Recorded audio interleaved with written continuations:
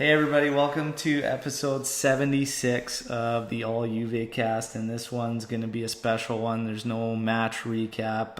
It's going to be me and my man Louis going through the decade as here we are in 2020. Happy New Year's, everybody. I hope everybody had a very safe and enjoyable holidays. Louis, how are you doing, and how were your holidays, brother? I'm good. My holidays were good. It was one of the better Christmases I've ever had.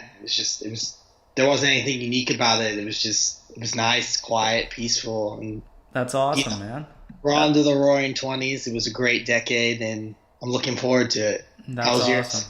It was very, very good. It was the first one with my daughter being 10 months old. It was pretty cool, man. Really, really cool just to see my parents with her, the grandparents, and it was just awesome. Really, really good and low key, really chill. I enjoyed it. And then my New Year's was a little bit different. Had a few beverages and it got a little out of hand. But I ran the foosball table at my place all night. I still hold the title, so that's all that counts. Yeah, nice. I like it. Respect. So we're gonna break down the decade. Juve, we're going to start from 2010-11. We're going to talk about some signings, and then we're going to talk about some moments that stood out to us, and if we can recollect, just certain goals, key moments, maybe even if there's any stories we want to talk about during that season of just some sellies or where you were at some of these moments, if you can recall. We're just going to have some fun with this one. So we're going to kick off with the 2010-11 season. This was the season where Andrea Agnelli was actually became the new chairman for Juve. Our head coach, Luigi Del Neri. That's one I hope to never hear again. Yeah, pretty much. What we're going to do is get to the signings that took place, the transfers that season. So incoming, Simone Pepe, Storari, Lanzafame, Albin Ekdal, Thiago, Christian Pasquado, Leonardo Bonucci, Jorge Martinez, Marco Constantino, Marco Mota, Milos Krasic, Alberto Aquilani, Fabio Quagliarella, Frederick Sorensen, Vincenzo Camilleri, Leandro Ronaldo, Armand Traore, Luca Toni at a whopping 33 years old, OG. Alessandro Matri, and Andrea Barzagli for 300,000 euros. Almost the steal of the decade. Almost. Man, and nobody thought anything of that. Here's a 29-year-old coming from Wolfsburg, unbelievable. That January window, the Matry move and the Barzali move, I just remember being like, who are these guys? The Matry had scored a couple goals, but it was still one of those, like, who the hell are these guys and why are we bringing them in? Yeah, winter moves, Toni, Barzagli, and Matry. Outgoing that season in the summer was Christian Molinaro, Fabio Cannavaro, Domenico Crescito, Martin Caceres, the loan-ended, Antonio Candreva, the loan-ended, Michele Paolucci, Lorenzo Ariado, Sergio Almiron, Antonio Chimenti, Ciro Immobile, loaned out. Not loaned out, free. Took off on free. Luca Maroni, Simone Esposito, Fausto Rossi, Iago Falque, Sebastian Giovinco, Christian Pasquato, Christian Poulsen, Albin Ekdal, Thiago Diego, David Trezeguet, Jonathan Zabina. Holy was I happy. Like, that guy drove me bananas, man. Watching that guy. Couldn't handle it. You were so bad. The one that was sad, obviously Trezeguet, Camoranesi. even though he was 33 and, you get it and stuff. That one kind of hurt. And then, obviously, in the winter, we Lanzafama took off, Andrea De Paolo, Nicola Legrottaglia, and Amauri, and Lorenzo Ariado. So those were our transfers in and out for 2010-11. We can talk about moments throughout 2010-11. Is there any certain guys you want to touch on that we're not going to get to in the actual moments? Yeah, there's 2010, 2011 for those that remember. I know after all the 8 Scudettos, it's tough to remember a year that we didn't win, but was really the last ugly year. But even in that year, there were some really beautiful moments. Like the second half of the season, Del Piero just went nuts, and he was scoring goals like it was nobody's business. And that's what I always think about the end of that year, is that was like the last really great Del Piero season where he was starting every match and scoring doubles and things like that. Yeah. Well, for those of us, if there are listeners out there that don't go that far back, that was the year we finished 7th. Coppa Italia bounced in the quarterfinals. Europa League didn't make it out of group stage. Our highest league goal scorer was a tie between Matri and Quagliarella with 9 goals. In all competitions, our leader was Del Piero with 11.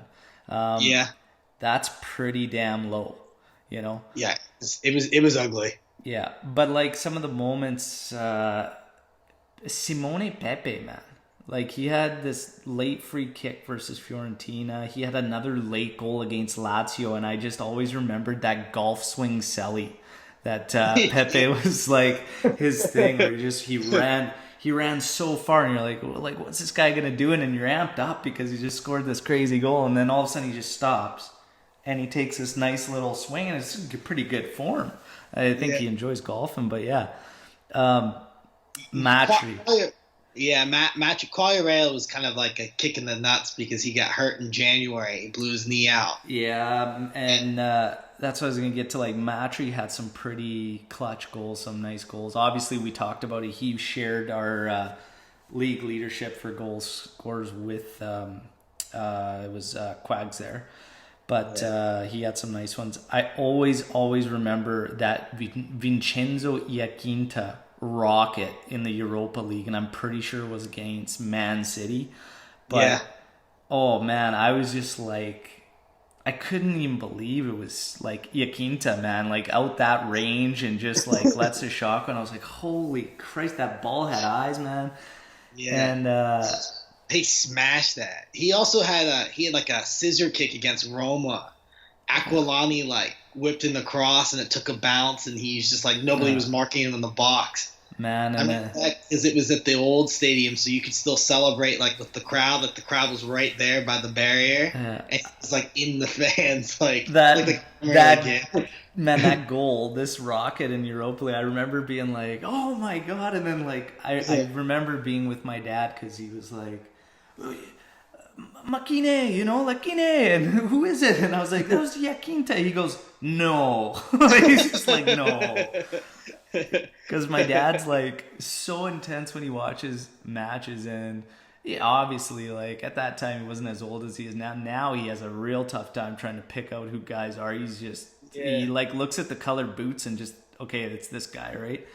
Mm-hmm. It's so funny to watch because he's lipping off somebody that hasn't even been involved in the play whatsoever. But this one was pretty funny because he's just no. And I'm yeah, it's right there. And he's son of a bitch. It was pretty funny. I remember that. I also remember Marchisio's bike against Udinese. Such a sick goal, and he runs out. I think Del Piero ripped him down or whatever, but Marchisio's laying face down on the grass, and Del Piero's just hugging him on top of him. And that picture nowadays is so emotional for Juventini, but what a moment back then that was seemingly nothing than a goal celebration, but now is just so dear to so many of our hearts, right? I remember about when that goal hit. I remember because it came off a deflection, and it was kind of one of those you're oh. and then you're like, what are you doing? And then he hits it, and you're like, oh my god, like it's just like. and Milos Krasic, one of his goals, that one where he makes this run, takes himself completely out, and I'm like, where are you going? And he's like on the goal line, and he like pumps it, like just pokes it off the keeper's hand, like in, and I just lost it. I'm like, you kidding me? 94th minute against Lazio, and yeah, that one sticks out. Quags, obviously Quagliarella was tied to Matry. He had some absolute beauties. That guy's been scoring, like almost all of his goals are just gross, like just beauties. He has one or two disgusting goals a year. Oh yeah, and then just Del Piero, like you talked about, he went on a bit of a tear there, and just his goals, not only his goals, but like the reactions during that season of the announcer, like almost on all the goals, was just like, La Storia, La Bañera, and I was just like, it's just like so hard not to get at. You're already amped because it's Del Piero, and I mean, shit. Yeah. But it was cool, man. It was pretty cool. Towards the end of that season, they were starting to hear the whispers about him maybe leaving for the first time. Yeah, it started to kind of creep up, and it was like, well, what's gonna happen, and. They handed him that contract after he scored that solo goal against Brescia, where he beat like 4 guys from the halfway line. Yeah. And then, that's kind of really it for 2010-11 in a nutshell. Then we move on to 2011-2012. And this is enter Antonio Conte, our first year in our new stadium, Juventus Stadium. What's that? So magical that year. Just like everything, the stadium, Conte, just everything. Conte coming back. Being an ex-player, he captained us for a bit, and just the team. Obviously, from where we were coming from, all the way back from Calciopoli, just this working progress, right? But like 7th place finishes, I think. Was it 3 in a row or 2? 2 consecutive? 2 in a row, because I think right before that, before the first one, they were in the Champions League, and it felt like, okay, like top 4, top 3, we're getting there. That's right. And then we took 2 steps backwards. Yeah. And then, so we get a new stadium, we get Conte there, and even, it just felt different, even just like watching that stadium unveiling. And everything, and the way the players were coming out, and even the way Del Piero was talking on the microphone, like to the stage, just like it had this feel to it. They were just like, man, and I can't even put words to it. It was just, it was cool. Looking back, it's so special, obviously. You talked about how magical it is, but yeah, we get into it. Let's talk about the signings during that year. So transfers in. Andrea Pirlo on the free during the summer. Rito Ziegler, Michele Pazienza, Marco Motta, Simone Pepe, obviously in summer as well. Quagliarella on full ownership because it was loan previously with option to buy. Alessandro Matri on full ownership. Amari on a free, Thiago, Albin Ekbal, Sergio Almiron, Stefan Lichtsteiner, 10 million euros. Arturo Vidal, 10.5 million euros. Mirko Vucinic, 15 million euros. Emmanuel Giaccherini, 3 million euros. Marco Estigarribia, $500,000. Eliero Elia, $9 million. I always say that's the worst signing of the decade, Elia. $9 million. Marco Borriello, $500,000. Martin Caceres at $1.5 million, and Simone Lord Padoin, 4.5. Oh, the GOAT. And then going out that year, Giovinco, Mica Paolucci, Lanzafama. These are all just like co-ownership things that were done previously, and they're just kind of getting finalized too. Then you have Aquilani, Armand Traore, Leandro Ronaldo, Hassan Salihamidzic. Oh, Thiago. That was like 3 years too late. Oh, man. Felipe Melo, Mohamed Sissoko, Albin Ekdal, Iago Falque, Almiron, Jorge Martinez. So these were just finalizing a lot of the guys, as you remember, they were from the last season too. So just a lot of closure there. And then towards the winter there, they actually ended up getting rid of like Iago Falque, Sorensen, Amauri, Pasquale Lucatoni, Marco Mota, Pacienza, Iaquinta, and then Ciro Immobile again. So yeah, we get into the 2011-12 season, Conte, and the moments here, holy man. I mean, right out of the gate with that opener was crazy. The goals we scored, really, that just set the tone, and Pirlo gave us a glimpse of what we were about to get. And that Pirlo move, man, I don't know, what were your thoughts? When he first, because like, I mean, he's 32 years old when he came to us. He's basically brushed aside by Milan. What were your thoughts? He was one of my favorite players growing up. Like I said, the last time I was on the pod, like I grew up watching that 06 team. So when he was signed, like I was ecstatic about it. But I did have reservations because it felt a little bit like the Cannavaro move, where it's like Cannavaro returned and he wasn't the same player, and you were like kind of like, okay, this guy's been out for a whole year. It's a free transfer. Like Milan didn't want him, and they played pretty well without him. So you're wondering, what does he have left in the tank?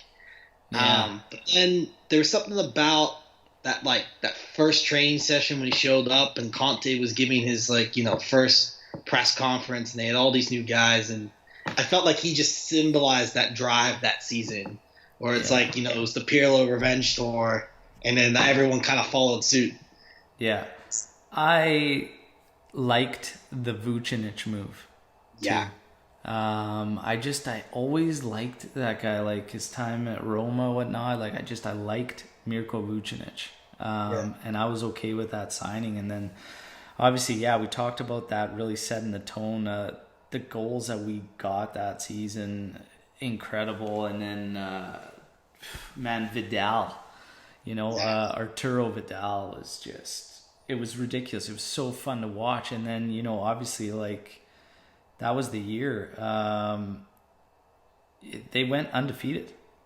Yeah, and there was still time. Milan pushed them really tight that year.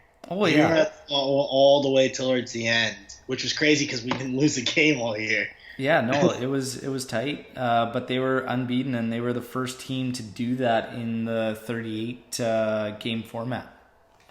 Juve was the first cup. Crazy considering the expectations that everybody realistically had going into that season. But man, if you would have started that season, one of your key moves being a 32-year-old Andrea Pirlo, and you would say, hey, we're going to go unbeaten in the league, I would literally laugh in your face, even though I'm a huge Juventino. I'd be like, man, you're crazy. Especially like after the 2 years of finishing 6th and 7th, you're just like, you're sitting there and you're like, well, what's next? Conte was in Serie B, and you're just like, we almost got the double in the 2011-12 too. Like, we were runners up in the Coppa Italia. But man, that was the one, started it all. Del Piero hoisting that bastard, in his last hurrah. Epic, man. Epic. Yeah, I'll never forget his free kick against Lazio. That's when I knew we were going to win the Scudetto. Man, it was unreal. And just like Pirlo talking to the ref, whatnot, and it's like Del Piero snaked that thing, he's just like, the two of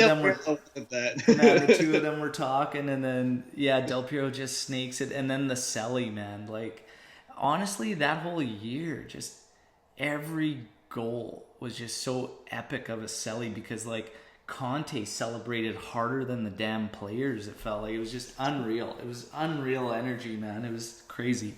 Crazy to look back.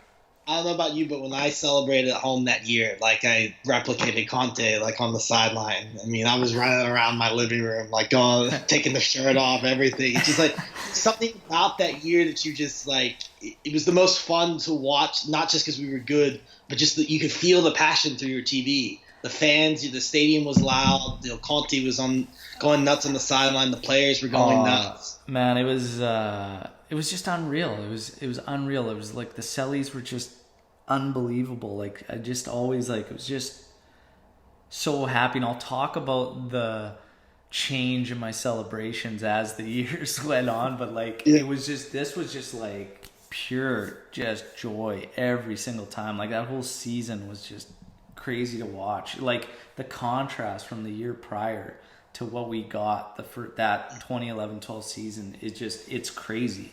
It's absolutely crazy. Every game had a moment. That's the thing that sticks out about that season. Every game had a moment that was special. It's like if we actually went through moments, it would you could spend a whole show on that season because it's just there's too many. That's why I said like honestly, just take your pick of guys and you could break down how many moments each of them provided. If you go Del Piero, you go Pirlo, Marquisio, Vidal, like you could just break it down with just those guys and it's unreal. Then you get the supporting cast. What's that? Yeah. Pepe had an overhead kick against Lazio that year. Dude, I was going to say, then you get your supporting cast and you got your Pepe's, like, it's unreal. Unreal. But that kick-started us in 2011, 2012. Then we get to 2012, 2013. We're going to get to the signings here on 2012-13. And we knew that this was the year that there was the scandal that obviously Conte and Alessio got hit with. So there was an actual ban, and I think, God, I can't remember right, but I think it was till December that he had the touchline ban. Yeah, because he didn't come back to that last Champions League game against Chelsea. Yes, that's right. So that ban was the year that kind of happened. But transfers in and then transfers out. So in some full ownership stuff on like Caceres, Giaccherini. Then we had Quadro Asamoah, Mauricio Isla, Sebastian Giovinco, Nicola Leali, Lucio, Alberto Massi, Richmond Boake, a 19-year-old from Manchester United that we took on for peanuts, Paul Pogba, Rubinho, Nicholas Bentner, Federico Peluso, Nicholas Anelka at 33, and Jose Ceballos. A total spending of 54 and just under $500,000. And really, when you look at those names, it's like, that's actually quite a bit of money. Yeah. But we'll see. Outgoing that year, let's go over the list. Manager, Fabio Grosso, Marco Borriella, Estigarribia, Pasquado, Elia, Milos Krasic, Peace, Marco Motta, Felipe Melo, De Silvestro, Leali, Pacienza, Martinez, Rito Ziegler, Lucio, Rito Ziegler, but Alessandro Del Piero out. And that's when he went and joined Sydney. Yeah. And that was tough. That was a tough goodbye. A lot of fans still think, it was just confusing. It was almost like he wasn't ready to go, but the club kind of pushed him, And it was just like, if that was the scenario, my question to you is, do you just bite the bullet as a club and just make him happy? And even if we play him in, say, Coppa Italia matches and, against bottom feeders, do you find a way to just keep it so that when he is ready to finally say goodbye, it's with us, his true final goodbye? Yeah, I mean, I always thought that it was because they announced at the beginning of the year. It wasn't one of those things where it was like the beginning of the year they announced that like that press conference, hey, he's not coming back. And it kind of loomed over the season a little bit. But if I was the club, I mean, I would keep him around forever. Yeah, I So always I always thought, I was just like, you know what, with this guy, you just find a way to yeah, just it's I guarantee you he wasn't saying start me 90 minutes and play me every single match. It's no. just you find a way to just give him a spot. I And think I read Pirlo's autobiography and he talked about Ali's last season. He just said like, I mean, he would never said anything, never complained. There was great emotion from him, but he just, he always was pushing us forward and things like that. And when you look at the list of players like the Anelkas, the Bentners, why couldn't you have kept a 37-year-old Del Piero? oh I yeah. mean, Totti still able for Roma at the end, you know? I know. I think you just you just find a way and you just say, man, like stick around till you're done and we give you the goodbye he deserved. I always felt his goodbye was just not enough. Hmm. It wasn't enough. It's But even if he retires there is no big enough goodbye for a player that literally after winning the World Cup goes to Syria be with you. yeah, fair enough, right? Like all these guys just Yeah, I don't like I know. felt like Buffon got a decent farewell when he left the first time. It was kind of on his own accord a little bit. Yeah, Uh, yeah, and it just like even that didn't feel enough. I know. It's It's it's just like it just I don't know. It's tough. It's tough to it's tough. This was the one that kind of started it all as far as the goodbyes and what ends up happening. But the total revenue for the outgoing was 20.5 million. So they had a net expenditure of negative 33.9 mil in the season. Um, and yeah, we'll talk about our league leaders in goal scoring was Arturo Vidal and Vucinic tied with 10 goals apiece. In all competitions, Vidal with 15. Vidal was gross this year. yeah. 2012-13 season. And again, we won Serie A and we won the Supercopa. We lost in the Coppa Italia to semifinals and we were bounced in the Champions League in the quarterfinals. But the 2012-2013 season, what are some things that stuck out to you, some moments? I think my favorite one is the 3-0 win at home against Chelsea. Yeah. Because at that point, like everyone kind of like we knew how good Juventus was in the previous year, but there was a lot of talk about now Europe, and Europe seemed daunting because this where we were before the Scudetto was still in the back of your head, and Conte missed in those first 4 matches or 5 matches, and then you come back to the Juventus Stadium, you have Chelsea there, and they were European champions, and you just blow them out of the water. I Yeah. mean, it's the way that they did it too. I just remember that last goal where Javinko rounds the keeper and he celebrates in front of the fans, and Conte's going nuts on the sideline. Oh yeah. It's one of my favorite Juventus games ever. It always sticks in my mind. That, and then there is the Pogba double against Udinese, Oh because the Pogba thing was like, you heard about him, like he was a wonder kid. He made some cameos where he looked really good, and then he hit that goal, the one where he hits off of his chest and he just outside of the right foot and swerving, dipping, crazy shot. Like that whole season, 2012-13, is just like it's just Pirlo's free kicks. First of all, Yeah. Oh um, yeah. pick any one of them. They were gross. He had this one that was like a snaking shot against, I think it was Napoli. It was just disgusting. Like Yeah. literally froze the keeper because it just like started off one way and just totally snaked out. I was like, that's gross. But And Pogba with his volleys, man. He had a sick volley against Napoli.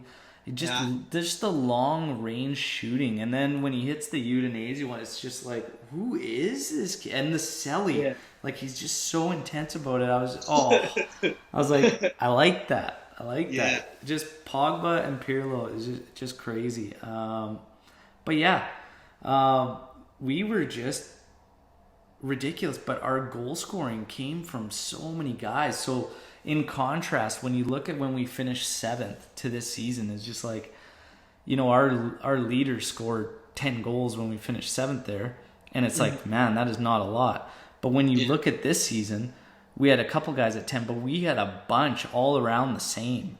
Because like Pirlo was dropping kicks in, Pogba was scoring, Marquisio was scoring. It was just, it was unreal, man. But again, that season, go ahead. One of the most underrated moments, which is in a game that's probably pretty forgettable. Juventus played Pescara and won 7-0. But in that game, Marquisio cleared a ball with a bike on the goal line on a corner, which I think is my favorite Marquisio moment personally. Because it just showed how good he was, like, all around. Just, like, pure athleticism, he was pure hunger, pure desire. He was gross, man. So gross. And I think Quagliarella hit a bike in that game, too, on the corner, which was also disgusting. Man. So 2012-13, Scudetto, second one on the trot, and a Supercoppa win. And then we go to 2013-2014. And this was pretty sweet, like getting 2 in a row, getting the Supercoppa. We talked about Coppa Italia going on semifinals and then Champions League quarterfinals. Still thinking, okay, we're getting there, but we're a strong team, right? Like now we're actually getting the progress we wanted when we wanted to come back and become who we were, right? You could start to feel it more and see it. And we were like, okay, we just need now to make the right signings. Yeah. But you still felt like we still had this feeling that, I don't know, it was strange. It was like we were still feeling like it was going to be hard for us to draw the kind of top guys we wanted. And then it was like, if we're going to draw these guys, are we going to have the finances to be able to pull it off? Yeah. Right? Because, man, if everybody thinks back to what we were working off of, that's tough. Well, and in general, too, like Serie A, the other teams in Serie A weren't spending any money. Like AC Milan couldn't bring anyone in. Yeah. And they went really far the year before, or 2 years ago in the Champions League. It's just everyone was kind of in decline, Inter, Roma, I mean, they were all struggling to bring people in. Yeah. Now we get to 2013-2014 season. Third year with Conte. And we're going to talk about the transfers because this year was, it was pretty good. Incoming transfers. Very, very short list with a total spending of 23 million. Danny Osvaldo, Simone Rossini, Angelo Ogbonna, Fernando Llorente, and Carlos Tevez, 29 years old, 10 million euros.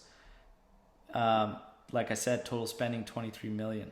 Let's quickly hit these outgoings. Alberto Massi, Simone Rossini, Giaccherini, and then it was like loaned out, but then Giaccherini sold. Felipe Melo, Richmond Boake, Alessandro Matri, Fausto Rossi, Luca Maroni, and then in the winter, Paolo De Celli and Marco Mota, with a incoming of 26.75 mil. So net expenditure of a positive 3.25 million, somewhere around there. Carlos Tevez, this signing. I remember this and just thinking, man, I don't know. I was just like, I had my doubts. I was worried about his personality and the reputation he kind of held, and even just watching him, like, just kind of who he was. And I thought, man, are we at a point where we can kind of tame the beast or like control him, or is he going to come in and cause a shit show? Like, I had such mixed feelings. What were your thoughts with Tevez coming in that year? Well, first of all, they gave him the number 10, which I think... And there you go. Yeah, that was like a knife in the back. I remember being pretty upset about that. I also kind of thought, like, it kind of gave me the feeling, like, what kind of balls the management has to go get, like, Carlos Tevez, who no one really wants, that has huge upside with, like, a lot of downside. Well, it was like if you can get good years out of him, And you're kind of touching on the devil's advocate side of it, because you're like, here's the balls these guys have to do that. I mean, we're talking about 2 years from when our number 10, took off. And fans were still kind of feeling that. And then all of a sudden to give it to Carlos Tevez, you're saying here's a ballsy move by them. And then, a lot of fans are saying here's a fucking slap in the face to us, that you're going to come and do this. When many of them didn't like the way it all went down in the first place or what he got. So it was pretty crazy. But yeah, anyways, continue on. Yeah, and he ends up becoming one of my favorite Juventus players ever for the next season that we would talk about. But he definitely made a difference in that season.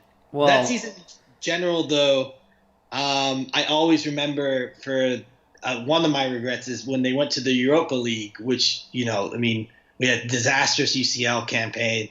But I always thought that if Juventus would have won the Europa League that year, was that the final was at home, it would have paid off so much for a club that just struggles in European finals in general. It's the Europa League, it's a B league, but it's almost like, hey, we can do this thing. We can get to the distance. We can win it. And I always kind of wonder since, maybe Juventus, that core group of players just, didn't know how to win it. Yeah. Well, let's go to this. This year, 2013-14, league leader in goal scorer, Carlos Tevez, 19. In all competitions, Carlos Tevez with 21. This was a year, 2013, for moments. Man, Pogba, Pirlo, and Vidal just continued on doing their thing. And then we threw in Tevez, who kicked off. We just talked about his numbers. He was an absolute monster for us. I was uneasy about the signing, but that guy was a killer for us. We took the third straight Scudetto, and we broke a record with 102 points, 33 wins. 33 wins. For as good as Juventus was last year in the league, they'll never hit 102 ever again. 33 wins. It's crazy, right? But again, Serie A first, Supercoppa winners, Coppa Italia bounce quarterfinals, and Champions League out in the group stage. Out in the group stage, and then we talk about the Europa League and then the semifinals, getting bounced in the Europa League, and it's just man, again, it's we're getting there, but it wasn't like it is nowadays because it was just okay, now we've got Tevez too, and we hit 102 points in Serie A. It's okay, we're out in Champions League, and man, the Europa League thing sucked because it would have been a nice consolation at least. Yeah. It's let's get something in Europe, and we totally should have that season, but it's fine. It's we're still on the up. It still felt positive because here's Tevez, another piece, right? Yeah. Granted, he came to us at 29 years old. It's okay. You're watching him play. He don't look like a 29-year-old to me. He's prime. So I don't think people Juventus fans get it, but people outside here just don't realize how dominant he was for us. Oh yeah. I mean, the goals too, right? Yeah. That year though has a game where they banned the ultras against Udinese. It snowed that game, and the end of the game it's 0-0. It was a terrible Juventus performance. Ball gets whipped into the box. Lichtsteiner mishits it, takes a bounce, and then Llorente is heading towards goal and flicks it into the back of the net, and he celebrates. They filled the stadium with kids where the ultras were, and he's celebrating, and it's just you hear all these little kids, and Conte's in the stands after the game. It's just that's so funny. One of the most wild things I've ever seen. If they ban the ultras, I hope that they do that. They haven't done it since. It was just it was funny to see a bunch of kids just in the background. That is pretty funny, actually. Yeah. Oh man, I don't even actually recall that, man. That's crazy. Yeah. I'll have to go back and try and find. That's funny, man. Yeah. And I think that year we crushed Napoli 3-0, and they were the big talk was that they were going to give us a run that year. Oh man. Yeah. No. Yeah. 2014, 2015. So this is the year, the famous words of Antonio Conte. about how much money you require to sit in certain restaurants and blah, blah, blah. He ends up becoming the coach of the Italian national side. And enter Massimiliano Allegri. And right off the bat, what were your feelings on Allegri? Well, at the time I was referring to him as Count Max because it looked like he had destroyed AC Milan. You come to find out in the next couple of years that AC Milan really destroyed themselves, but you go from that year, 102 points with Conte, 3 magical years where he's just everything Juventus, and then he kind of leaves like a dick. Yeah. And the day Conte really died for me. I mean, I always loved Conte a little bit, but like he's never been the same in my eyes when he left us right at the start of that year. Yeah. And like credit to Agnelli, like Allegri had won the Scudetto. They performed decently well in Europe compared to some of the other Italian sides, and it was a questionable decision. But I didn't like it. I think most fans didn't like it at the time. But Allegri he came in and Conte was so like strict to his system. Allegri like loosened it up a little bit, and he tinkered, and this is my favorite season I think of the decade, if I have to be honest. The one we're about to get into, 14-15. Yeah, 14-15. It's close to 11-12, but 14-15, I think it's at least our best team. But I think we'll get into that because we'll have to see. I mean, they're all so different. I think like probably my favorite season was 11-12, but I think my favorite club, like the actual squad, might be this one or the following one, but we'll talk about it. But so enter Allegri. We'll talk about the transfers in. So incoming, Luca Marone, Kingsley Coman, Alvaro Morata, Patrice Evra, Roberto Pereira, Romulo, Paolo Di Scegli, Alessandro Matri, Stefano Sturaro, outgoing. Hang on a second. Sorry about that. Okay. It's all right. Where are we at here? Outgoing. So that's others. So outgoing, we have not much. Mattiello, Sebastian Giovinco, Mauricio Isla, Fabio Quagliarella, Mirko Vucinic, Beluso, and Dani Osvaldo. Ultimately, some of these guys coming in, Evra was 33 years old, but we picked him up for literally €1 million. And the guy's pedigree, it was like, I liked that. And he was a big signing in terms of name because Manchester United had been so dominant in recent years and just... Yeah. And now who doesn't love Uncle Pat? Come on. He's also one of my favorite players from the decade. But So 2014-15 season, Massimiliano Allegri's first with Juve. And league leader for goal scorer, Carlos Tevez, 20. In all competitions, Tevez, 29. The guy was an absolute freak for us. Moments that stuck out. Funny enough, man, Sturaro with this goal against Napoli that he scored.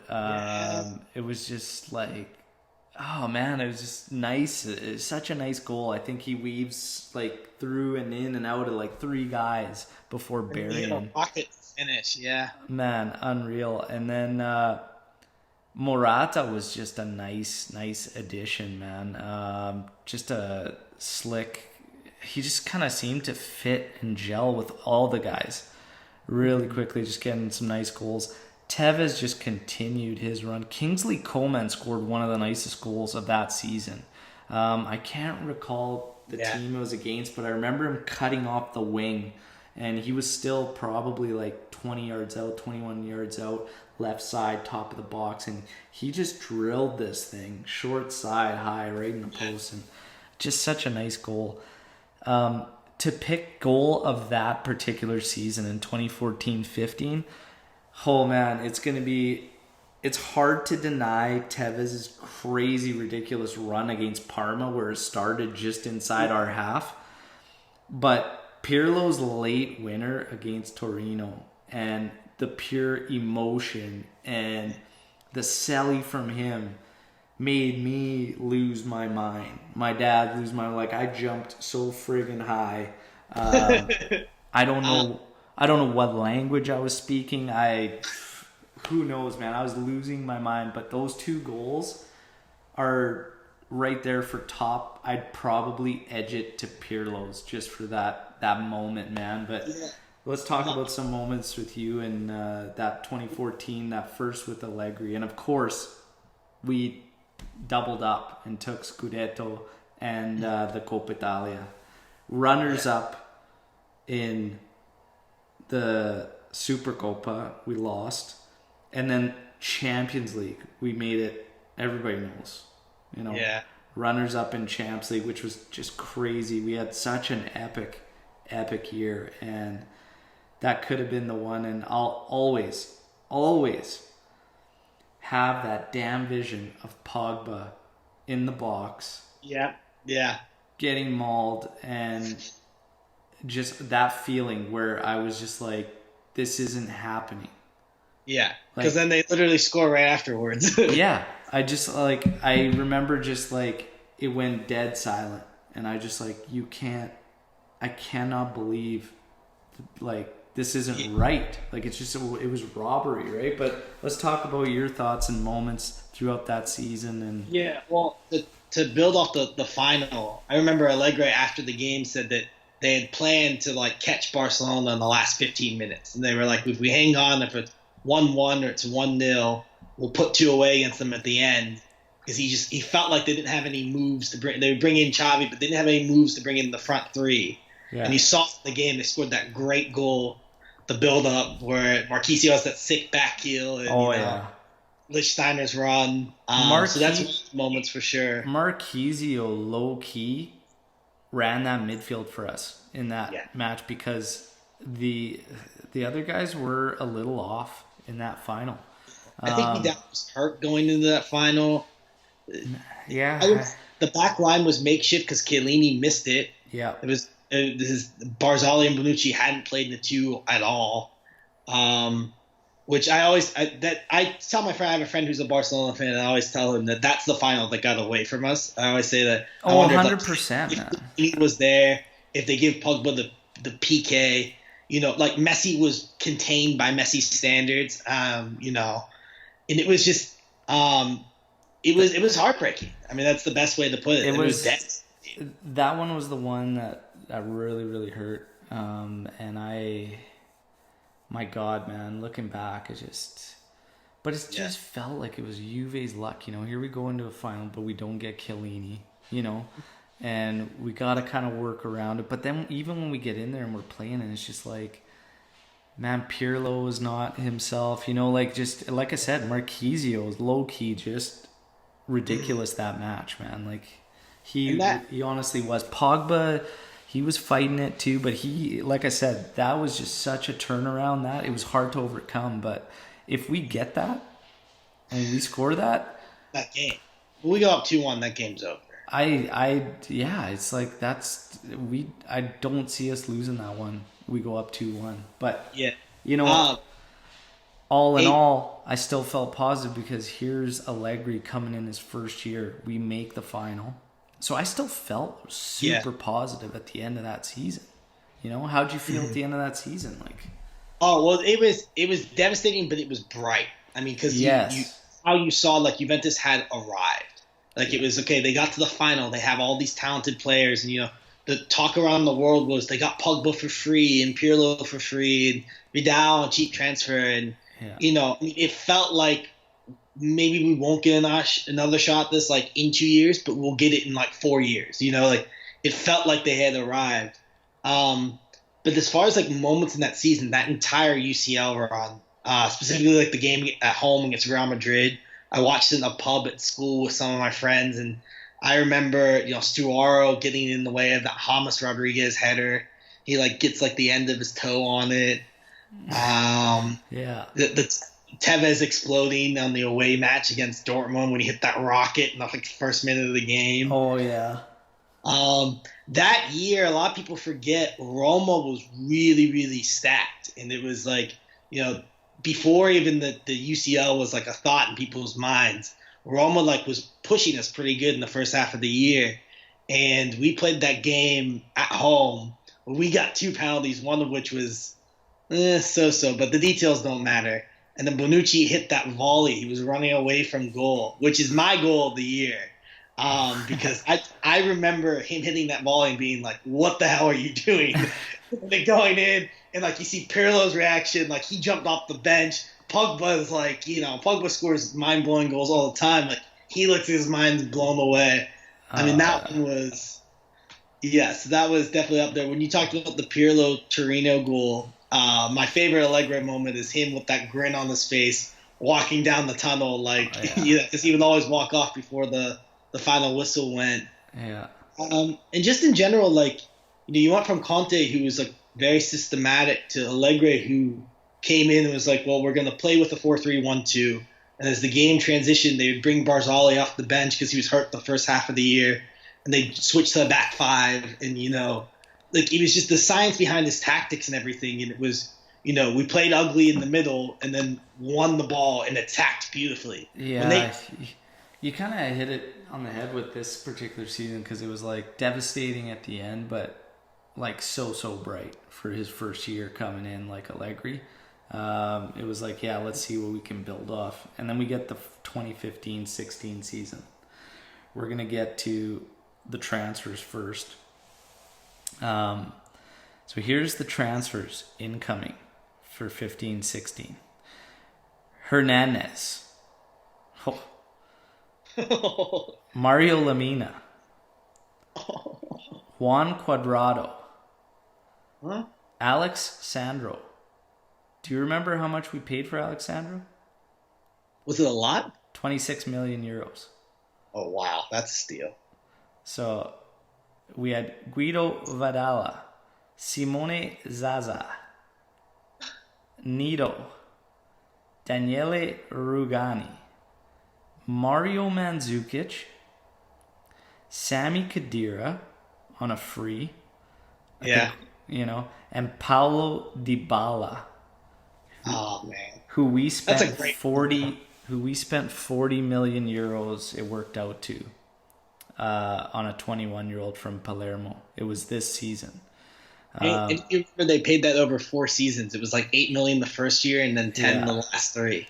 Yeah. It was absurd. So, and people gotta factor that into, and we'll get to this current season where we are in transfers, but they gotta factor in that most of the time when they work these deals, it's payable over the term of the contract, depending on the selling team. It's not always the case, but you got to remember that some of those deals aren't just the lump sum. But yeah, outgoing, we had Romulo, Alessandro Matri, Marco Storari, Pirlo went to NYFC in MLS, Luca Maroni, Angelo Agbana, Carlos Tevez went back to Boca, Boca Juniors. That one kind of sucked. Pirlo thing kind of sucked, but it is what it is. The one that kind of hurt, Arturo Vidal. Selling him to Bayern.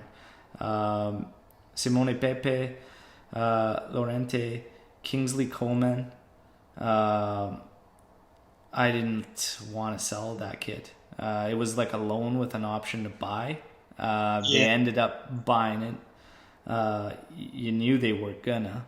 I didn't like that one at the time, but yeah, here we are with some transfers. I would like to say on the transfers, that's a really good window when you consider like who they lost and who they brought in. Oh, they did a very, very good job. At the same time, you weren't really too sure though, because Juan Cuadrado we picked up for 1.5 million. Yeah. Of Chelsea, 27-year-old at the time. Alexandro was 24, coming from Porto, but he was playing very strong there. Still, you didn't really know.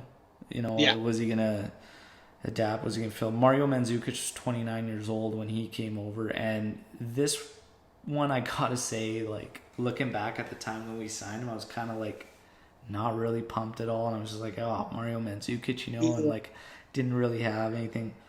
Man, he proved me wrong, 100%. Sami Khedira, it was a free. I was kind of indifferent. He's had a hell of experience before coming to us, and we got him for free. It was like, okay.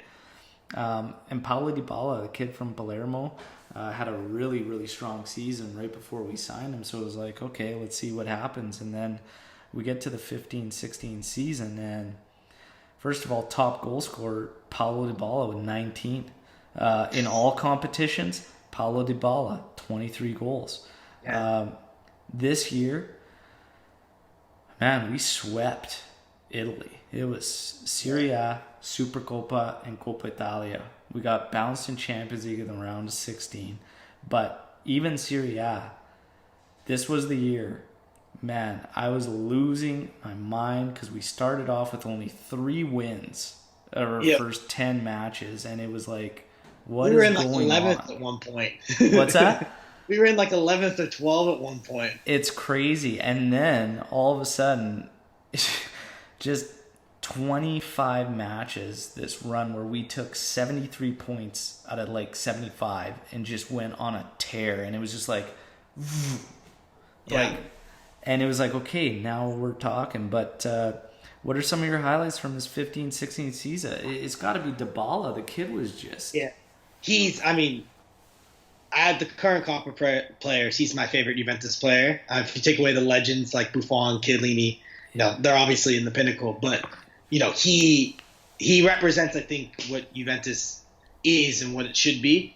So bringing him in, and, I remember the hype around him. I remember seeing him at Palermo. Like, I was very excited.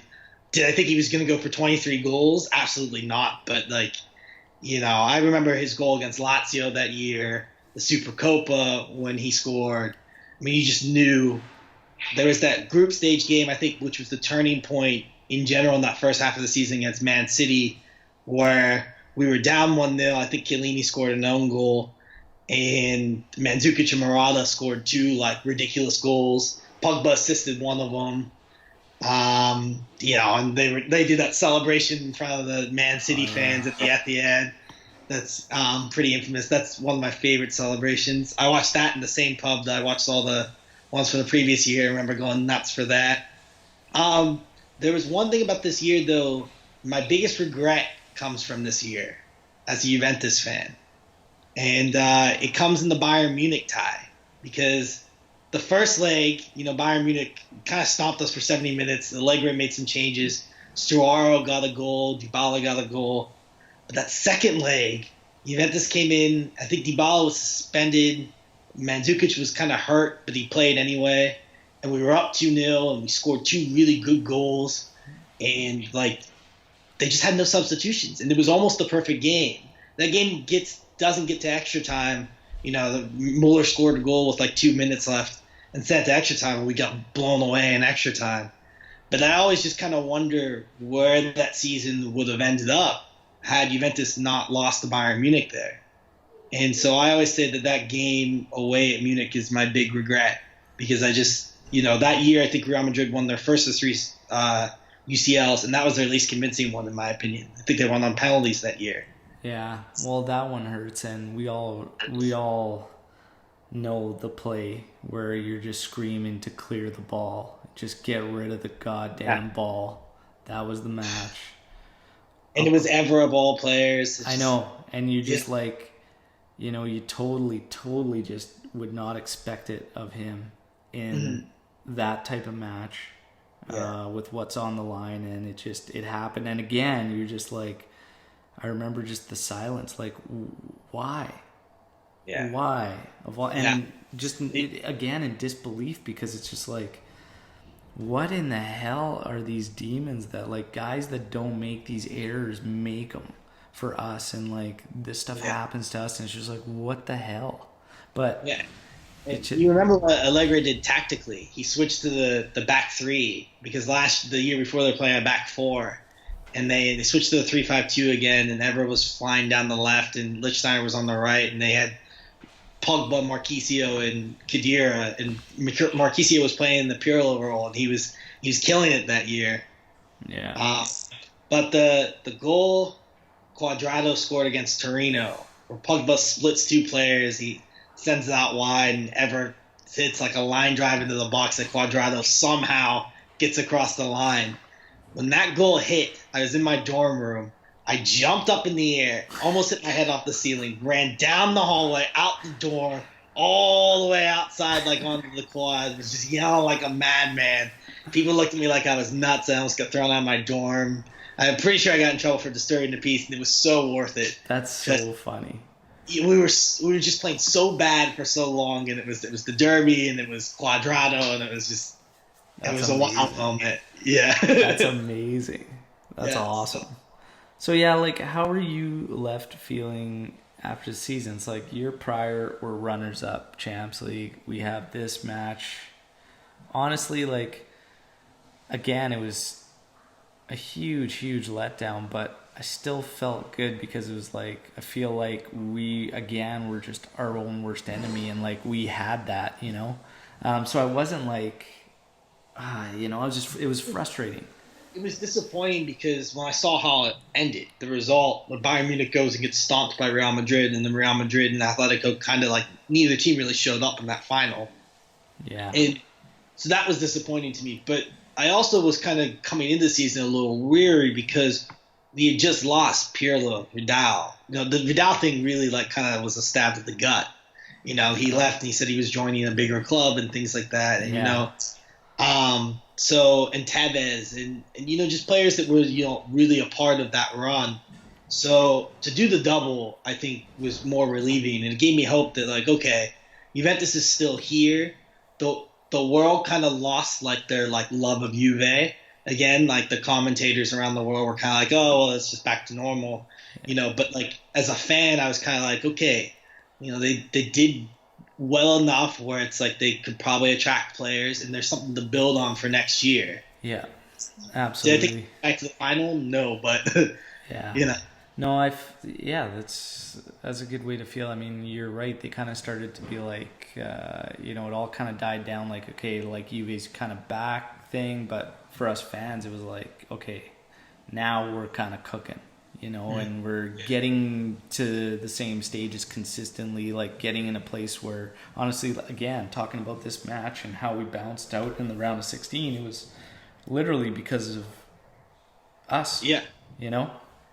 And even if, like, take away the mistake, if Juventus has two moves that they could make in that game, like, in the 60th minute, you could have stopped the onslaught. I mean, they brought on Manzukic, she was, like, limping the last 30 minutes of the game. My issue here is just Vidal. Like, I always wonder, like, why, if he would just stay that season, you know? It seemed crazy to me. It seemed crazy to me that he would leave for that reason when we were doing what we were doing. Yeah. You know, it was just very, very strange. And I always wondered, was there something else? You know, was there something else going on? You know, and obviously we knew about, you know, kind of his personal, you know, demons and stuff like that and issues and whatnot, but still on the pitch, there's no questions about who that guy is, right? So that one always kind of hurt there. But let's get to 2016 and 2017.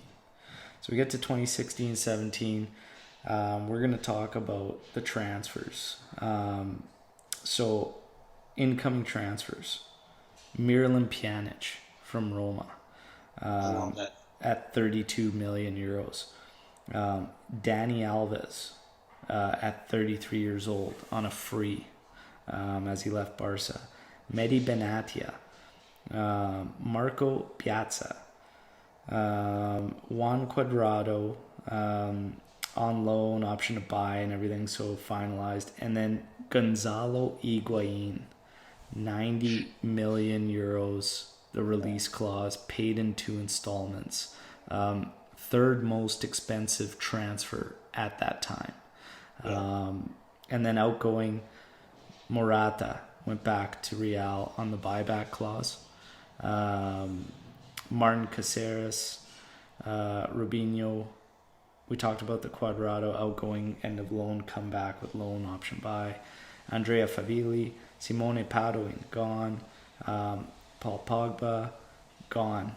105 million plus 5 million in variables, paid in 2 installments. Most expensive football transfer at that time. And then how come since Mauricio Isla out, Roberto Pereira out, Simone Zaza out, Luca Maroni. Paul Pogba deal, him going back to Man U. Again, it's like we bring in Higuain. And at the time, I was like, obviously he's coming off that monster year with Napoli. I think it was 36 goals, something like that. And we go out and it's like, hey, we're going to take your best player and there's not a damn thing you can do about it. I liked that about it. I really didn't like the Pogba loss. And this whole will of the player thing that we had going on was kind of like, man, I don't know. I started looking at it and I started looking at the club nowadays and how it was these contract extensions, right? And boosting of salaries and stuff like that. And it's like, when you have guys like these that are wanting to leave your club, forget the will of the player. Where's the enticement? Like, let's spice up your deal. Like, let's do what we can to stay. Let's show that we're not going to be like, oh, that's fine. We'll be fine without you. How about, what's it going to take to get you to stay because we want you here? I don't give a shit if he wants to prove himself back in England, and you guys may agree with it that, it's good for him. Let him do. I don't care. Do what's good for the club. And I was just like, here we go. 2 guys that were huge for us on this run we were on, and we let Vidal go the year before, and then we lose Pogba too, and it's just like, let's do a little more to try and keep these guys in-house. So, again, though, I did like the Higuain move. So I always wonder what would have become of Pogba and Morata had they stayed at Juventus longer than that. I understand Morata left. It wasn't really his own choice, but he never really found anywhere comfortable ever again. But Pogba was like the best midfielder in the world when he played for us. I mean, he was on his way to becoming it, at least. Did you ever think at that time, too, because there were some that were thinking maybe they shouldn't have spent that money on Higuain, paid that clause, work a deal, because you would have kept Morata for a lot cheaper, and we could have kind of covered for the loss that we were about to take with Pogba or whatnot. Yeah. Well, I was actually, and maybe this is stupid in hindsight, but I was on the team, keep Morata, just because I remember all the big goals Alvaro Morata had scored for Juventus. I think one of the things I think people kind of forget about him is that, the first run to the UCL, he scored every game. Yeah. And then, even the following year, he scored a goal against Sevilla in the 1-0 win, and he scored against City one time. Yeah. Yeah, and it was just like, all these, moments where he had all these big game goals. And so, I think that I really wanted Morata to stay, but if they were going to go out and spend Higuain, he was dominating in Italy that year, they did all right. Yeah. No, absolutely. And here we get to the 2016-17 season. And our league top goal scorer, Gonzalo Higuain, 24 goals. In all competitions, Gonzalo Higuain with 32. This season, Serie A, we take it again. Coppa Italia, take the double again. This one, let's talk about moments before we get to some other finishes.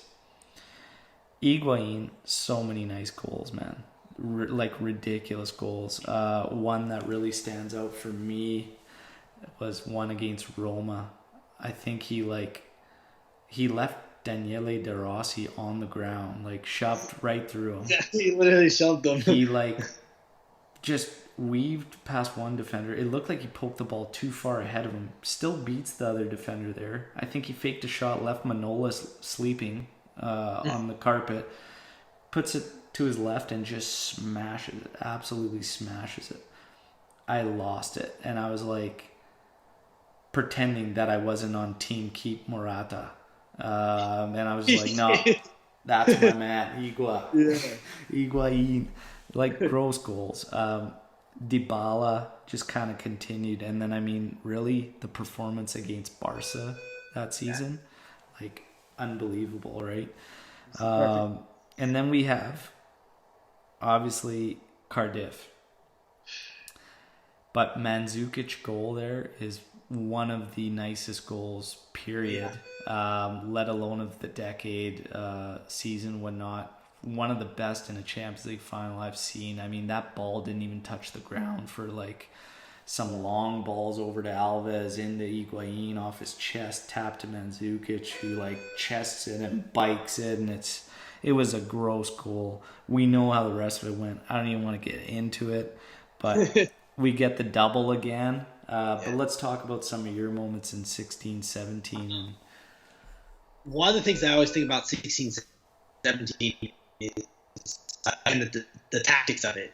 Because the big thing in 16-17 was, how do you play Mandzukic, Dybala, and Higuain together? And Allegri kind of came up with that 4-2-3-1 that shifted into a 4-4-2, and the 3-5-2 almost, where like Barzagli played it right back. You know, they Chiellini, Bonucci, and then Sandro was there, and Dani Alves played as a winger, and you know, it was a really good year. They went over 1,000 minutes without, you know, allowing a goal in UCL. Other than the moments you mentioned, I always think about Dani Alves' wonder strike against Monaco. He got smashed from 40 yards out. Quadrado goal against Lyon, where he does all the step overs. He replicated it this year. That was nasty. Dybala had a really good one against Zarabag. That was really good. And then the counterattack, which I think this might be unpopular with Juventus fans, but I always felt that Juventus at their best was solid at the back and countered very beautifully. Yeah. And, you know, they did their job in the middle of the park in that first goal against Monaco, where, you know, they win the ball at the back. Dybala has the back heel. Dani Alves makes the run, and he flicks it to Higuain. I mean, all of that was just it was a beautiful year, because after Vidal and after Pogba, and then to come to this and putting all those string of performances together, even the end wasn't where we wanted it to be. Juventus was like back, you know, and it just like it renewed me with hope until it broke me. Well, that's just it. And that thing in Cardiff was just brutal. And here's the point where I will admit I was on the side of it's time to move away from Allegri. Yeah. 2 Champions League finals. We've had our run with him, but now we need somebody else to kind of take us that further. I was like, I think now we make a move. And also just because the rumors of what happened and like just the whole second half, the total dive in the team, whether it was players involved and he had nothing to do, whether it was all bullshit, it doesn't matter. But here's the thing is that these things don't just come up and circulate out of nothing. No, there are usually scenarios in there. Granted, the story may change, may alter, may have a bunch of things, but they don't just come from nothing. So something did go down.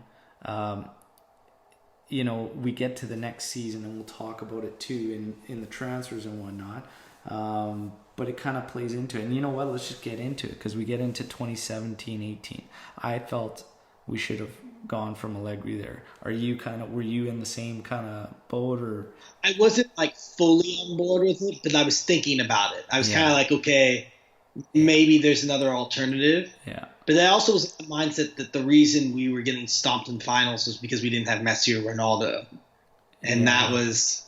Well, it was a little naive to think, but then, you know, now looking back on it, I think a little differently. Yeah. But well, I guess it just comes down to what you believed in the team, and not only that, but also he went against what kind of got him there, and he changed his formation, and it was like, you've now taken the team that you had and what worked for us before, and it was almost like what I felt was like he doubted himself, almost.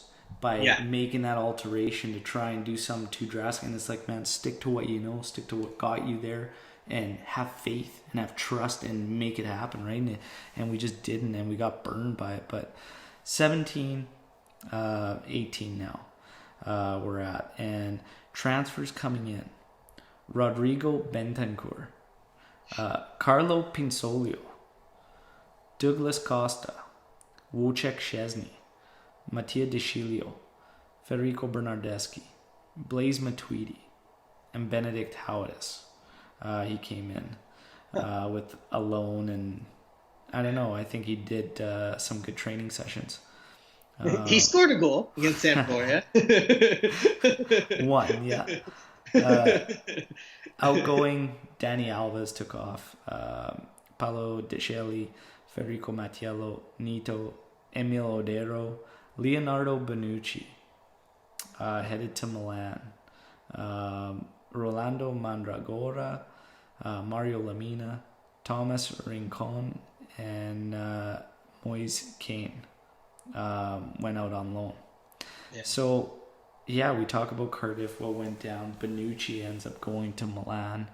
And, yeah, I mean, Bonucci didn't make anything easy by any means with kind of the words he was saying and stuff and whatnot. It was an ugly situation in general, but that's why I say it kind of all fed off that halftime at Cardiff and everything like that. And we knew Bonucci, like Allegri, you could tell he had some things going with certain players, and you know, Bonucci sat in that stands at one match. And there was stuff going on, right?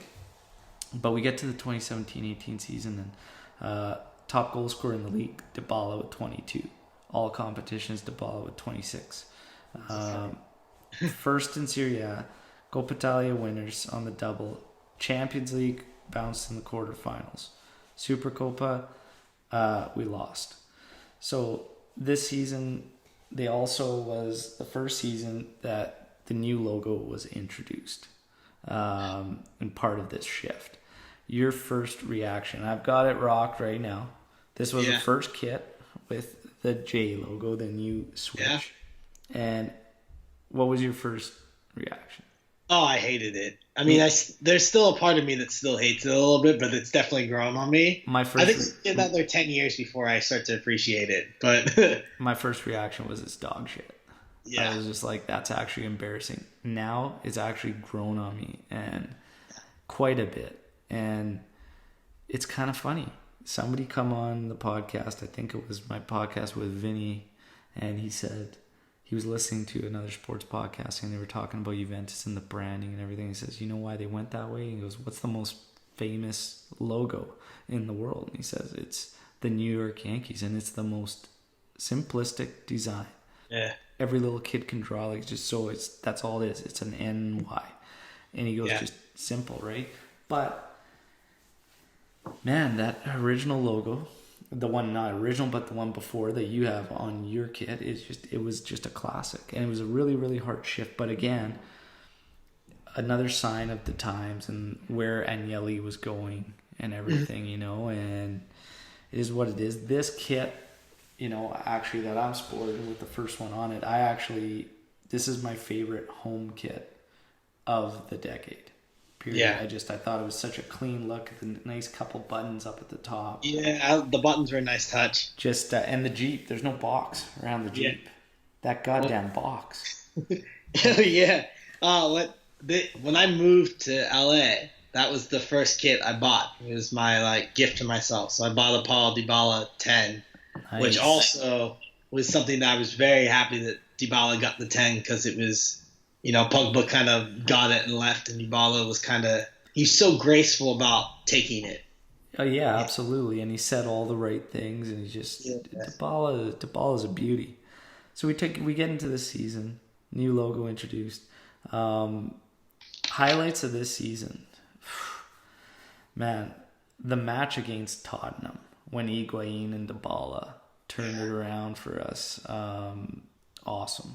Chiellini celebrating a clearance and just going nuts, and just that got me almost probably more jacked than the actual goals. Yeah. But unreal. Like that Tottenham thing was just amazing. And of course, it's the history. You remember Barzali at the end of that game? Harry Kane hit the post and like bounced on the line. Barzali ran and cleared it off the goal line. And then they celebrated like they just scored a goal. Like it was wild. It was crazy, man. It was crazy. It was crazy to watch because I thought I was gonna have a jammer and actually like pass out. But no, it was unreal. The last great Allegri moment came in that game when he decided to bring on Lichtsteiner at halftime. He threw Lichtsteiner and Asamoah on at halftime so they could run up and down the flanks. Yeah. And he instantly broke open that game. It was the last great thing Allegri did. That was actually unreal, yeah, when he did that. And they totally changed that thing around. But then other moments for me during that season, Dybala's late goal against Lazio when he gets absolutely raped by Barolo and fights it off. Like there's got to be a PK coming, but he still just buries it from the ground.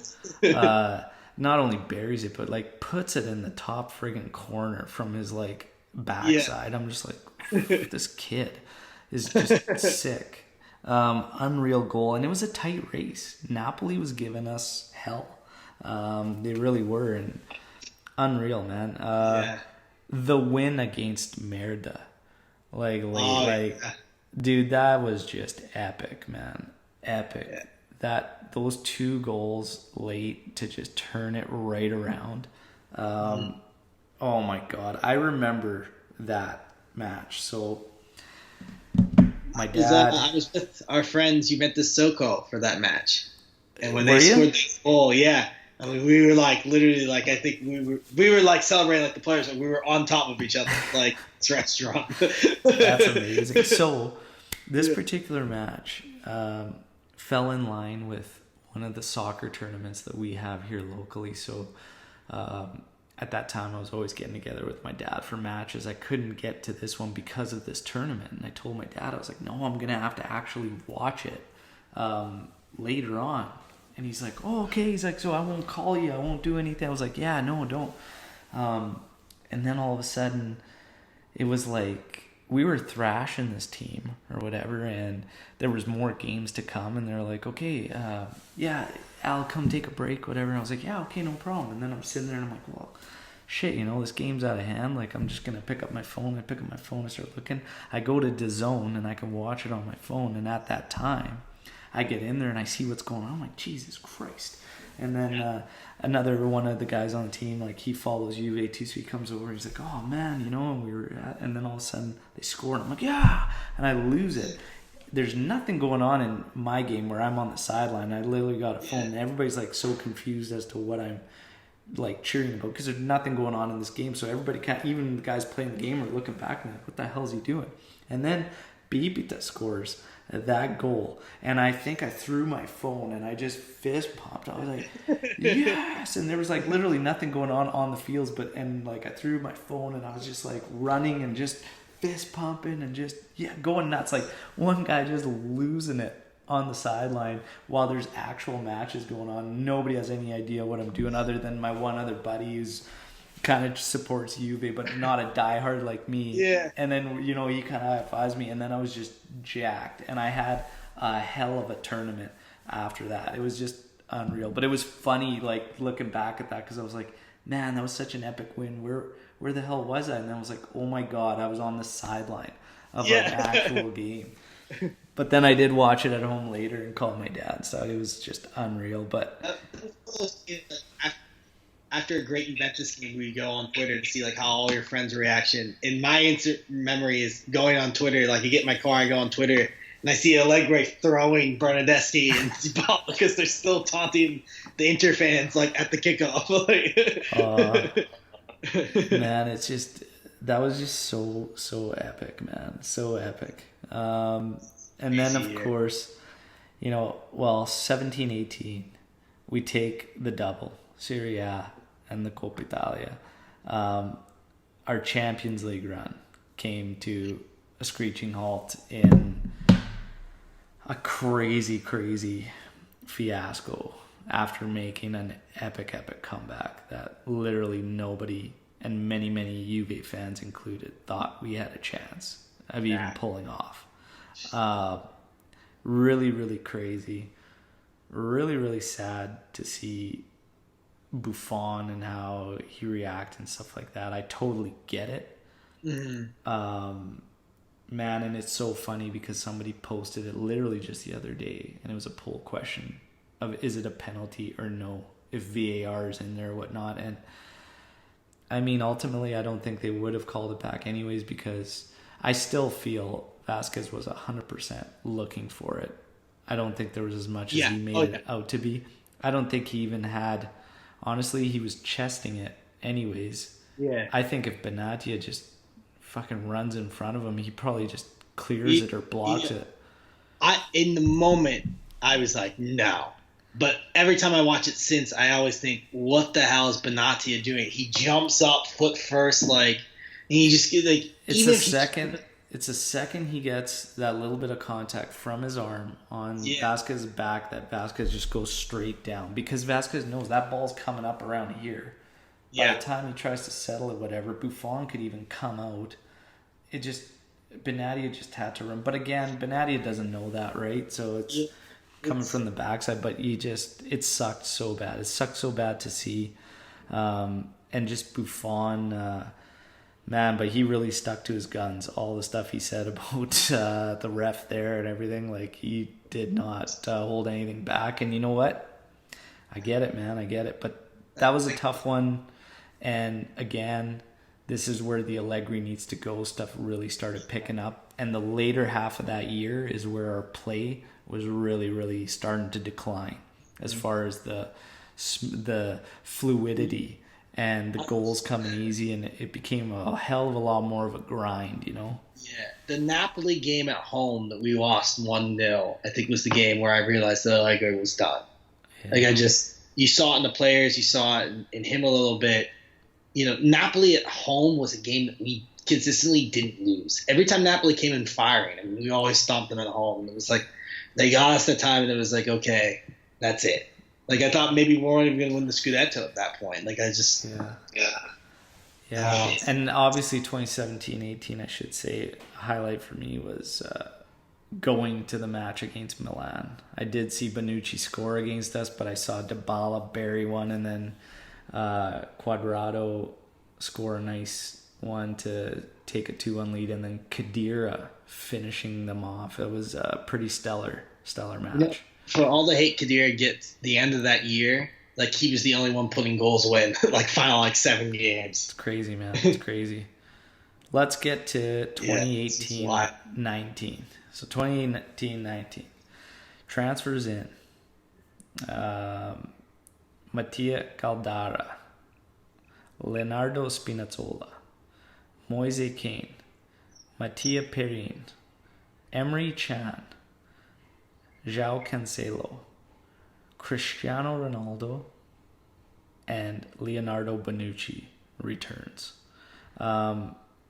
This was such a crazy year. Let's talk quickly about the outgoing ones too, because this was just it was a wild market. Yeah. And there was just so much going on, because when you get to the outgoings, how the hell was anybody going to get over Benedict Howardis going back at the end of his loan spell? No. So he did go, but anyways, Stefan Lichtsteiner went to Arsenal. Yeah. Quadro Asamoah went to Merida. Buffon ended up going, and that was a tough one. We said a goodbye to Gigi. At least we saw it off with the trophy, but it was still very hard. Very hard to see him. Really emotional. 40 years old, decides it seemed like a while he was going to be part of Juventus in some aspect or regard, and then it didn't end up happening. He apparently started getting a lot of offers, and he wanted to continue, maybe chase Champions League still, whatnot. But, some fans felt a little funny about him doing that or whatnot. But honestly, Juve made a promise to Wojciech Szczesny that he was going to be the guy Buffon had decided he was going to retire. It seems like he had a change of heart based on how much interest was still had in him. That's a really, really tough one. I mean, looking at it now with how Szczesny has performed, you know, if they made that promise, I would want my club to stick to their word and keep that promise. I mean, I love Buffon. There's no question about it. But he even went to PSG knowing he wasn't going to be the main man in the project or whatnot. He was just going to continue to be something. And maybe he just wanted an experience outside of Italy. Yeah. So it is what it is. But that was a really, really tough one. Mattia Caldara ended up outgoing. Gonzalez, because that was in the part of bringing Bonucci back. And I was pretty choked about it too. I will say that. I was kind of like, we had high hopes for Caldara. He looked pretty strong. He was playing Atalanta there. I didn't like that. Higuain, we end up sending over to Milan too. And that one was kind of a little bit gut-wrenching watching him leave the facility and stuff like that. It was pretty crazy. At the time, I didn't understand it, and I'm even more confused by it now based on how well he's playing. I mean, maybe it's for the best because maybe he doesn't come back as well. Because he looked like he tapered off in that second season. Yeah. But it's just like, I couldn't understand how, like, obviously Mandzukic is a couple years older, and like you could feel Mario like maybe getting older in that season beforehand. And you wondered to yourself, like, how was that the move that you made? I guess, like, maybe to get Bonucci, you had to agree to send him on loan. But, you know, it was frustrating nonetheless because this is someone who loves the club, and then you're bringing back a player like Leonardo Bonucci, who was, you know, he's so – the way he left, and he was such a jerk. Yeah. You know, it's just – yeah. And then we got Stefano Sturaro taken off. And then this one was just crazy because he was 32 years old, but he went through the preseason. He looked great, and we let Claudio Marchisio go. Yeah. And that one really, really hurt. Now, the upside, you know, it was such a mix of emotions with Buffon leaving, Marchisio being allowed to just leave, with still questions in our midfield. Bonucci coming back after leaving us and wanting to take Milan on this run or whatever the hell he thought he was going to do to stick it to us or something. And then Cristiano Ronaldo, who went from like, I don't believe this, to like joining Juve within what felt like a matter of 3 days. Like, it was crazy.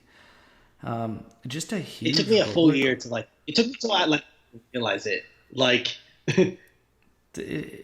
It was like, so let's get into 2018-19 season, because it literally felt like that whole season was just like not really real, almost feeling watching Ronaldo wear a Juve kit and playing for us. The moments that stick out are honestly like how at the start he just couldn't find that first one for us, and it was almost like comical. And then once he did, obviously there was no looking back. Like, we go to 2018-19 season, and our goal scorer in the league was Cristiano with 21. In all competitions, Cristiano 28 total goals. I wouldn't have expected anything different. The standouts, that whole year, I mean, the Serie A came pretty damn easy. But the comeback versus Atletico was insane. Yeah, I had the flu for that, and I was bedridden for a whole week. In that game, I stood for all 90 minutes.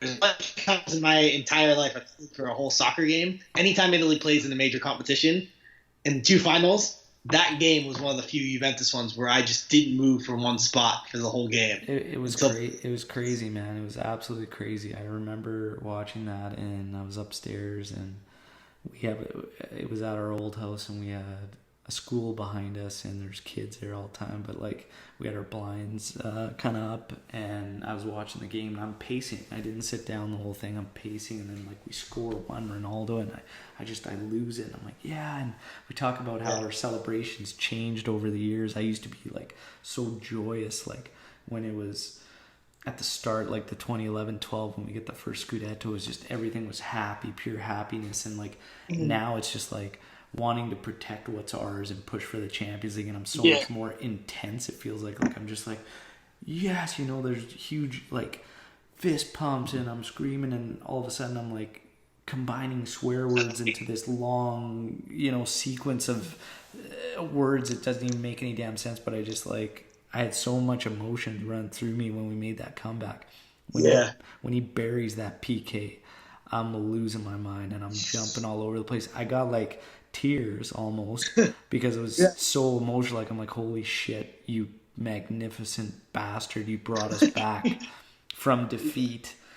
And there's probably kids at that school field just looking inside like, what the hell is this guy doing? Who is this older guy freaking out in there? Like, this guy is losing his mind. But yeah, I remember that. It was epic, man. It was pretty sweet. But at the end of it, we come out with a Scudetto and a Supercoppa, and we get bounced pretty handily in the Coppa Italia.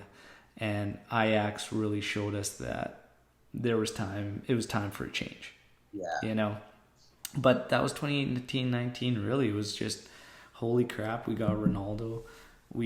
Serie A was a cakewalk, and we still couldn't get what a lot of us had hoped Ronaldo was brought in for. And now people are almost kind of doubting, as we're in the 2019 and 20 season currently, that possibly it's more just a marketing thing, and the true guys that will get us there are yet to come. Right? Yeah. And that's just the first one to kind of set the stone. But your thoughts on 2018-19 season? Overwhelmingly disappointing. I think is a good way to sum it up. I mean, you shouldn't say that when you win the Scudetto, because when you Scudetto, I mean, as you probably feel the same way. I see some fans on Twitter, they're like, I don't celebrate that anymore. That's bullshit. Like, if you remember when you haven't won it, like, I'll always celebrate it. And I know you're the same way. I'm 100%. I will always celebrate any single trophy. We just took the Supercoppa defeat to Lazio, and I was pissed off about it. And fans were saying, "Oh, it's a meaningless trophy." It isn't a meaningless trophy. Every trophy means something, and it keeps bringing the team together and making it stronger. But yeah, I'm with you 100% on that. But I felt like just the play. I mean, the style of play. Bonucci came back, and you were like, okay. We all knew Barzali was getting up there in age. Like, Bonucci came back, and you were like, he didn't have his best year at Milan, but we also were kind of hoping maybe we'll get this player from 2 years ago, and he struggled to readapt. And they just weren't as good as I thought that they would be. I mean, when they brought Bonucci back, I was like, okay, they're really going to go for it. They're going to run for Europe. And, play was ugly. Allegri didn't have his best 11. I mean, they were in years past. The year before that, you couldn't really find it, but those first 3 years, you always knew what his best 11 was, right? Yeah. He had like 4 or 5 moves that he would make each game. He'd make 2, and the third one always kind of changed. You're like, okay, we kind of get what he's doing.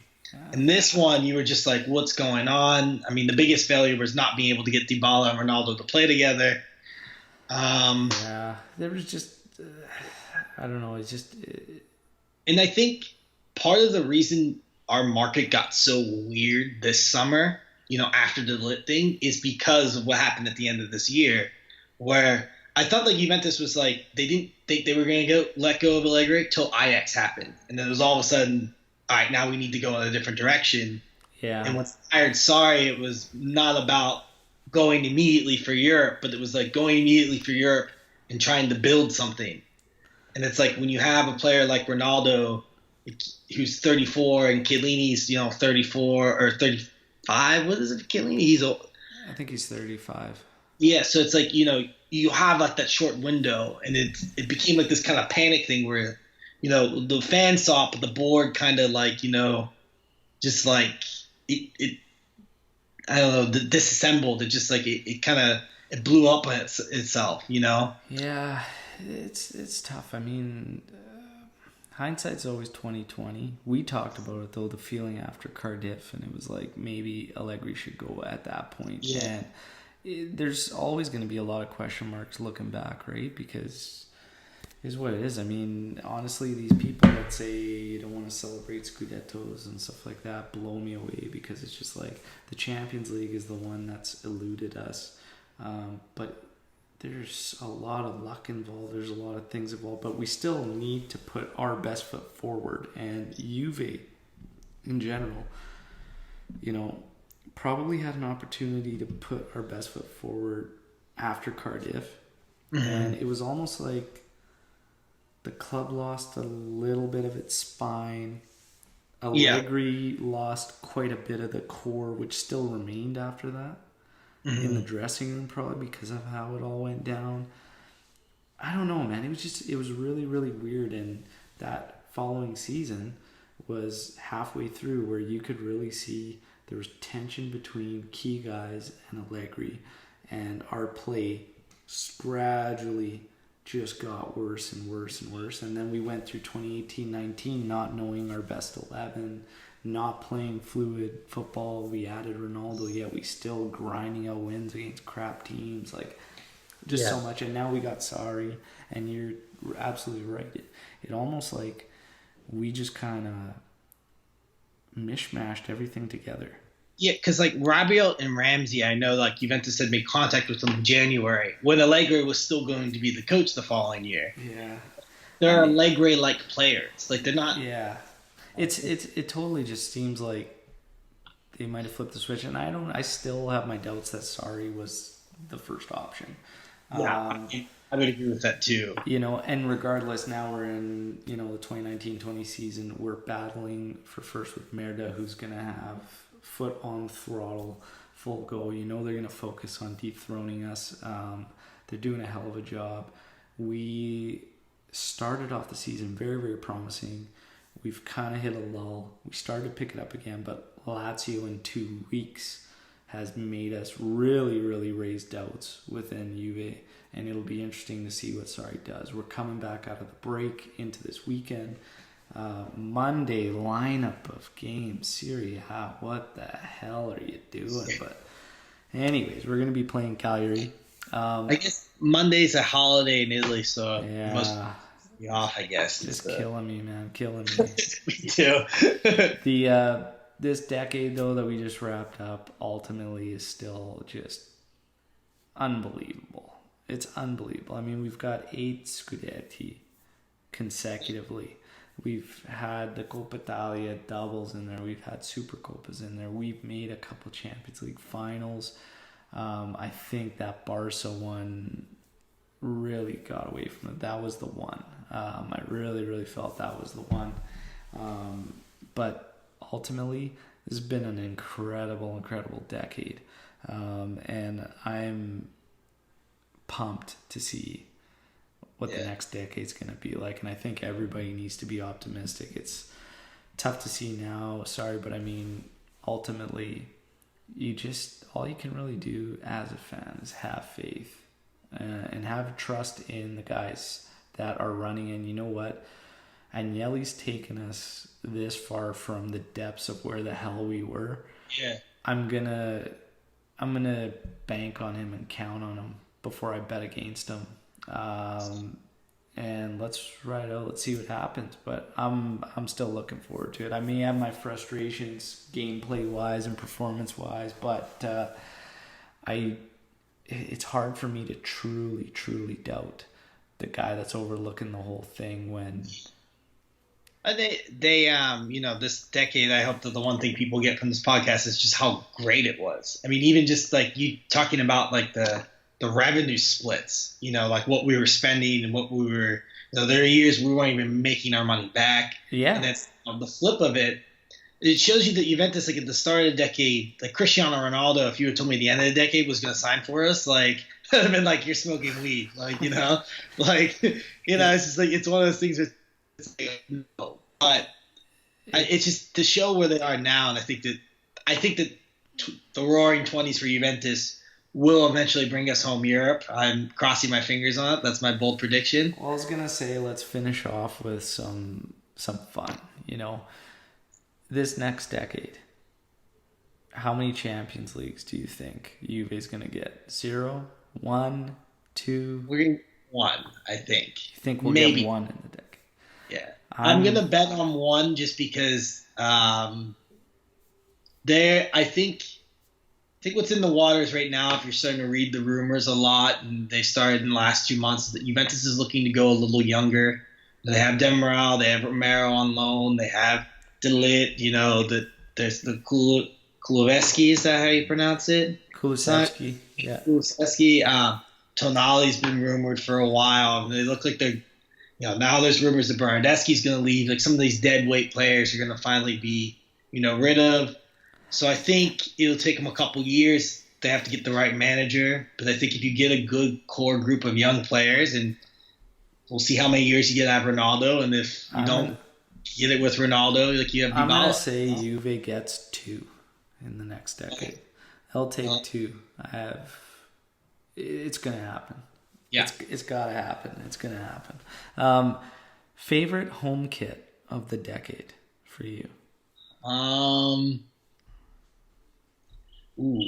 think I'm going to go with the one that you have on right now. Yeah, this is my pick for best home kit. What's your best away kit of the decade? It's the yellow and blue one. Is it? One, from That's this season as well. I'm going to go with the black with the white stripes and the white box on it from, I think it was was that one 2012-13 away? Yeah, I believe it was. Yeah. I'm going to go with that one for my favorite away. What's your favorite third kit of the decade? Ooh, third kit. What I really miss is the pink jerseys, the OG pink jerseys from 2011, 2012. There's just something like, there's something crazy about Juventus wearing pink kits and just... All right. There are a lot of good memories in those kits. My favorite third's going to be the black and gold, man. And yeah, that's a good one. And you talked about that celly too in front of those fans. Champions League, they're all sliding. Love it. Favorite limited edition kit of the decade? The 100 years one, the one they wore against Ben. 120 years, or yeah, I'm with you on that one. That one's epic. Man, it's been a blast recapping the decade with you, Louis. It's been awesome. Thank you for reaching out.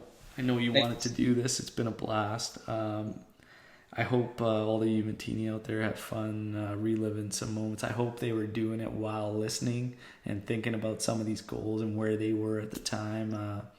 It's been awesome. I totally understand some of the frustrations that come, especially now that we're in a transitional period with a new manager and whatnot, but I hope you guys could all listen and think back to how many incredible moments and absolute brilliance that we've come through this past decade and been able to witness, and the good moments, all the trophies we've been able to actually win on this run and what we're currently on, and just break it down and think about how incredible it is. Yeah. And you look at the start of the decade, our number 7 was Salihamidzic. We now have Cristiano Ronaldo. Like, it's crazy to me. You look at those lineups, take our starting 11 from 2010-11, look at it now, it's night and day. We are back to what we are, which is, an annual contender in Europe, and we are still the cream of the crop in Serie A. And yeah, it's gonna come. Everything we want, it's gonna come. I have no doubt in my mind. Let's have faith, let's have fun, but let's enjoy the ride, everybody. So thank you so much again, Louis. It's not gonna be the last time, brother. I appreciate it. And as always, I'll be back with the next podcast after our match against Cagliari. And until then, Forza Juve, Fino alla Fina. Happy New Year, everybody, and cheers to hopefully what's going to be another incredible decade for Juve. Ciao. Ciao.